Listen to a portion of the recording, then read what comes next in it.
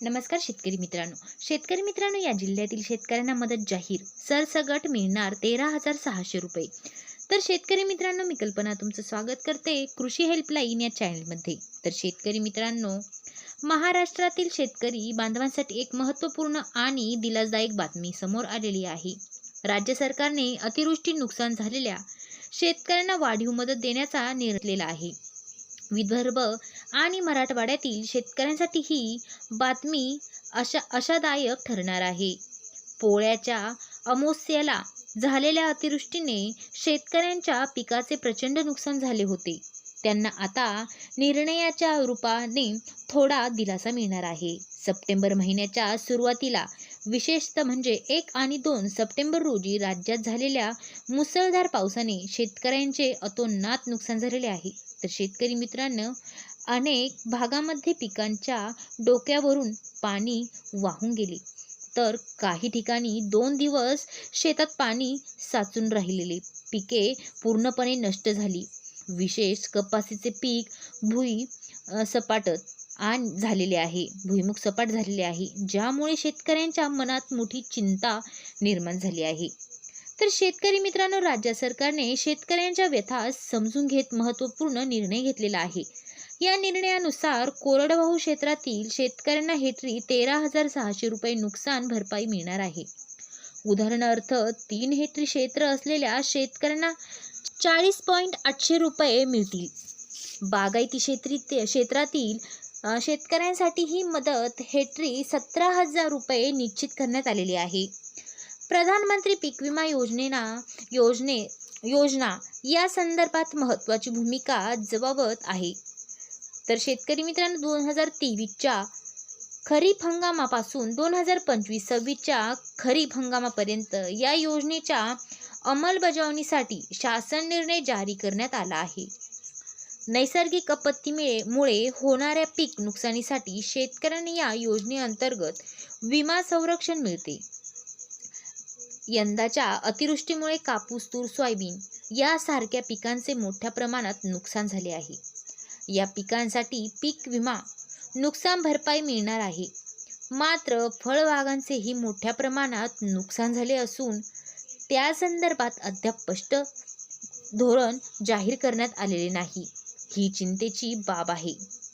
पण शेतकरी मित्रांनो, राज्य आपत्ती प्रतिसाद निधी ज्या नवीन धोरणानुसार 1 नोव्हेंबर 2023 पासून नुकसान भरपाई अनुदान वाढ करण्यात आलेली आहे.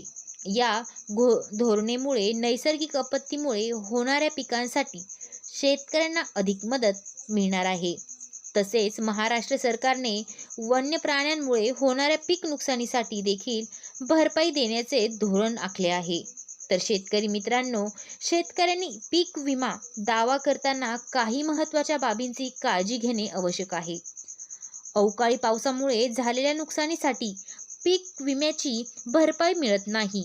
त्यामुळे नुकसानीचे स्वरूपात नीट समजून घ्यावे. केवळ नैसर्गिक आपत्तीमुळे झालेल्या नुकसानीसाठीच विमा संरक्षण उपलब्ध असते. तर शेतकरी मित्रांनो, नुकसान झालेल्या 72 तासाच्या आत विमा कंपन्यांना कळवणे आवश्यक आहे. तर शेतकरी मित्रांनो, या सर्व उपयोगामुळेच राज्यातील शेतकऱ्यांना थोडा दिलासा मिळणार आहे असल्याचे तरी अजूनही काही आव्हाने कायम आहेत. तर शेतकरी मित्रांनो, फळबाग शेतकऱ्यांची चिंता आता कायम आहे, कारण त्यांच्या नुकसानीबाबत अद्याप स्पष्ट. तर शेतकरी मित्रांनो, नुकसान भरपाईची प्रक्रिया जलद आणि पारदर्शक असणे आवश्यक आहे. तसेच अतिवृष्टी आणि इतर नैसर्गिक आपत्तीपासून शेतीचे संरक्षण करण्यासाठी दीर्घकालीन उपाययोजना आहे. तर शेतकरी मित्रांनो, शेतकऱ्यांनी पुढील काळात काही महत्त्वाच्या बाबींकडे लक्ष दिले पाहिजे. तर शेतकरी मित्रांनो, शासनाच्या विविध योजना आणि मदतीबाबत अद्ययावत माहिती घेणे, नुकसान भरपाईसाठी आवश्यक कागदपत्रे तयार ठेवणे, भविष्यातील नुकसानीपासून संरक्षणासाठी पीक विमा घेणे आणि हवामान बदलाच्या प्रभावांना तोंड देण्यासाठी शाश्वत शेती पद्धतीचा अवलंब करणे महत्त्वाचे आहे. महाराष्ट्र सरकारचा हा निर्णय शेतकऱ्यांसाठी निश्चित दिलासादायक असला तरी अजून बरेच काही करण्याची गरज आहे. शेतीतील येणाऱ्या नैसर्गिक संकटापासून वाचवण्यासाठी दीर्घकालीन धोरणे आखली आहेत. शेतमालाला योग्य भाव मिळवून देणे आणि शेतकऱ्याचे जीवनमान उंचावणे या गोष्टीवर भर देणे आवश्यक आहे. शेतकऱ्यांनी देखील आधुनिक तंत्रज्ञान आणि शाश्वत शेती पद्धतीचा अवलंब करून आपली उत्पादकता वाढवण्याचा प्रयत्न केला पाहिजे. शेतकरी हा त्यांच्या सुसमृद्धीत देशाची समृद्धी दडलेली आहे. त्यामुळे शासन, प्रशासन आणि समाज या सर्वांनी एकत्र येऊन शेतकऱ्यांच्या हिताचे संरक्षण केले पाहिजे. पण शेतकरी मित्रांनो, खरंच हे फारच महत्त्वाचे आहे. खरंच आपला शेतकरी फारच सामाजिक आहे.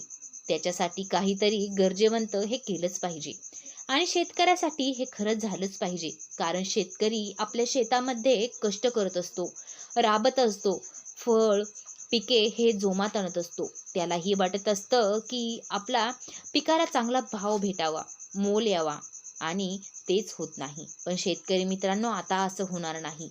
आता शेतकऱ्याच्या पिकाला भावही मिळणार आणि मोलही भेटणार. शेतकरी मित्रांनो, खरंच शेतकऱ्याचं हेच कल्याण होईल.